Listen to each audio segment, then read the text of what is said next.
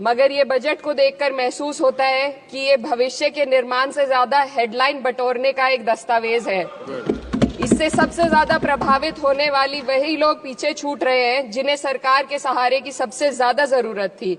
वो किसान जो बढ़ती लागत से परेशान हैं, वो नौजवान जो बेरोजगारी का सामना कर रहे हैं, और वो औरतें जो निजामती रुकावटों से जूझ रही हैं, और वो गरीब जो महंगाई के बोझ के तले दबे हुए हैं।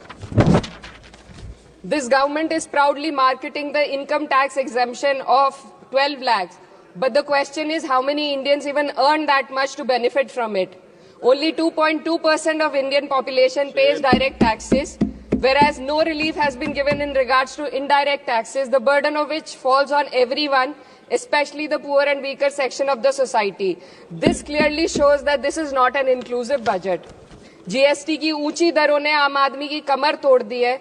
जरूरत इस बात की है कि खाद्य सामग्री, दवा, स्कूल की किताबें और जरूरत की चीजों पर टैक्स कम किया जाए।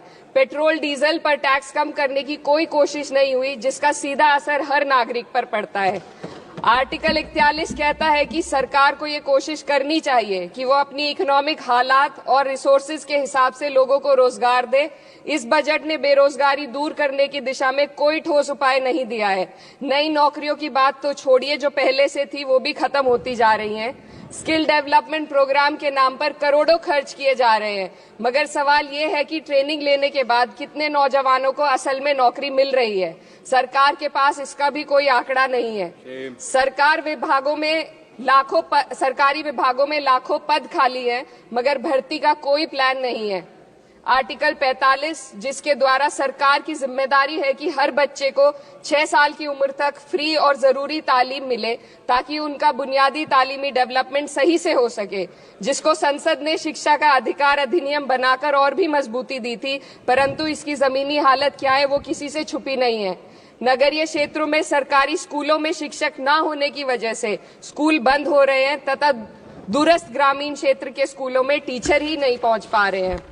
सरकार कह रही है कि डिजिटल इंडिया और एआई से तालीम का इंतजाम होगा, मगर जरा जमीन पर देखिए, उत्तर प्रदेश में सिर्फ 22% सरकारी स्कूलों में कंप्यूटर है। मेरे संसदीय क्षेत्र कैराना में कई सरकारी स्कूल शिक्षक न होने की वजह से बंद हैं और मदरसा एजुकेशन के बजट में 57% की कटौती कर दी गई है। क्या यही सबका साथ सबका विकास है?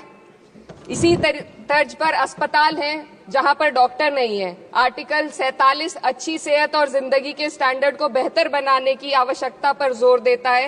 राज्य की जिम्मेदारी है कि लोगों की सेहत और उनके वेलबींग को बेहतर करने के लिए जरूरी कदम उठाए, लेकिन हकीकत यह है कि इस बजट का सिर्फ 2% ही आम जनता तक पहुंच पाता है।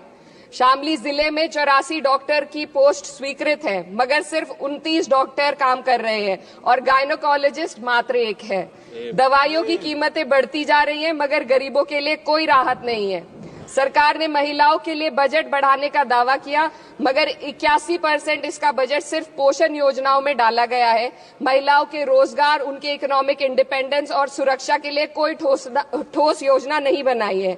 बेटी बचाओ बेटी पढ़ाओ का बजट घटा दिया गया, जिससे साफ है कि ये सिर्फ नारेबाजी थी और कुछ नहीं।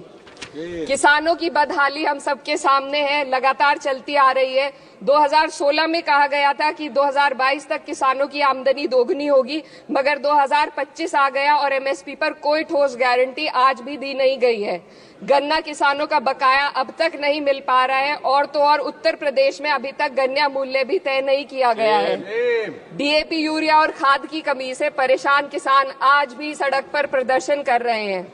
मजदूरों के लिए जो सबसे बड़ी योजना मनरेगा थी, सरकार कहती है कि मनरेगा ग्रामीण भारत की रीढ़ है, मगर बजट में कोई भी बढ़ोतरी नहीं मिलना बहुत शर्मसार है। औसतन 44 दिन का ही रोजगार मिल रहा है, जबकि स्कीम 100 दिन की गारंटी की होती है।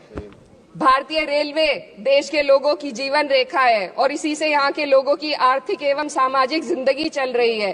देश के हर हिस्से को रेल कनेक्टिविटी से जोड़े जाना सरकार की कल्याणकारी नीति का हिस्सा है। मेरे संसदीय क्षेत्र कैराना के रेलवे से जुड़ी 2 मांगे लंबे समय से लंबित हैं। दिल्ली शामली सहारनपुर रेल लाइन का दोहरीकरण और पानीपत शामली मेरठ लाइन का सर्वे अति शीघ्र ही कराए जाने की बहुत पुरानी मांग को बजट में शामिल किया जाना चाहिए। देश भर में बिजली की दरें बेहद असमान हैं उत्तर प्रदेश में ये दरें बहुत ज्यादा हैं। देश भर में एक समान बिजली दरें लागू करने का प्रावधान किया जाए। रिवैम्प योजना में हर घर तक बिजली पहुंचाने के लिए एलटी लाइन बनाने का प्रावधान भी जोड़ा जाए। कृषि उपकरणों व खाद डीएपी को जीएसटी से मुक्त किया जाए। किसानों की एमएसपी की मांग को पूरा करने के साथ साथ उत्तर प्रदेश के किसानों को गन्ना मूल्य निर्धारण पिछले वर्ष से बढ़ाकर किया जाना बेहद जरूरी है। जनपद शामली व मुजफ्फरनगर को एनसीआर में तो शामिल किया गया है, परंतु वहां पर कोई विकास नहीं हुआ तथा उसको कोई भी लाभ नहीं मिला है। वहां के लोग सिर्फ प्रदूषण के बाध्यकारी नियमों से परेशान हैं, इसलिए दोनों जनपदों को एनसीआर की सीमा से बाहर किया जाना चाहिए। मेरे संसदीय क्षेत्र में मैं कुछ चीजें बजट स्पीच में ऐड करना चाहती हूँ। एक, ट्रॉमा सेंटर और जिला अस्पताल के अपग्रेडेशन की भी मांग है। जनपद शामली और सहारनपुर में एक एक महिला डिग्री कॉलेज खोला जाए। कैराना में सर जस्ट कंक्लूडिंग, यमुना नदी के घाट पर सौंदर्य कार्य का भी कार्य जोड़ा जाए। जनपद शामली में टेक्सटाइल पार्क की स्थापना की जाए और जो संसद निधि है सांसदों को केवल 5 करोड़ रुपए दिए जाते हैं और एमएलए, उत्तर प्रदेश के एमएलए को भी 5 करोड़ दिए जाते हैं। हमारी मांग है या तो इसे बढ़ाकर 25 करोड़ किया जाए या फिर सिरे से खारिज किया जाए। Sir, just one minute. The union budget was an opportunity to address the pressing... Sir, just 1 minute. Please, 2 more speakers are in your party. Sir, just pressing concern of India's citizen, rising unemployment, soaring inflation, crumbling public services and deepening rural distress. Yet, instead of offering real solution, the government has focused on optics and half measures. While tax relief for the middle class is welcome, it does nothing for the millions who earn too little to benefit from it. Education remains underfunded, rural employment stagnates and farmers continue to struggle without meaningful support. The delays in conducting the census and caste census further exposes the government's disregard for data-driven policy making and social justice.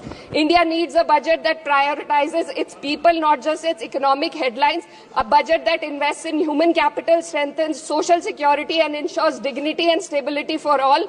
But what we have instead is another missed opportunity, one that fails the poor, the youth, the farmers and the women of this country. Budget प्रस्ताव पर अपने विरोध को मैं 2 पंक्तियों में आपके सामने रखना चाहूंगी।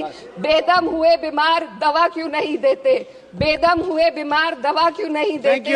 तुम अच्छे मसीहा हो, शिफा क्यों नहीं देते? मिट जाएगी मखलूक तो इंसाफ करोगे, मुंसिफ हो तो हश्र उठा क्यों नहीं देते?